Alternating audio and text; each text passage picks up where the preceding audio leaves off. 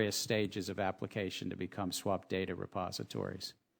Mr. Cook, can you confirm, you've already indicated that the SEC will be issuing its own cross-border proposal. Is that true? Yes, sir. Are we going to end up with two separate and distinct cross-border regulations between the SEC and the CFTC when we're through? I think we'll have to, as I mentioned, take into account very closely what the CFTC has done and consider whether there are any differences in our markets that might justify a difference in our proposal. And I think one of the things we found in some of our rulemakings is that often proposing alternatives is helpful to get good public comment back and inform where we ultimately land.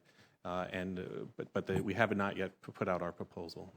Well, I'm worried about the two trains going in a different direction. Why is the CFTC doing it directly? Why don't you have a 60-day clock over at the SEC?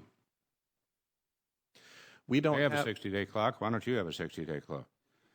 I believe the 60-day clock is triggered by the adoption of the products release, and we did, which on the CFTC side, is Chairman Gensler can address if I'm wrong, but it triggers the application of certain. Well, one is an interpretive guidance, and the other one basically is rulemaking that involves a cost-benefit study, which CFTC has not done. It just seems to me that you've got two different frameworks here.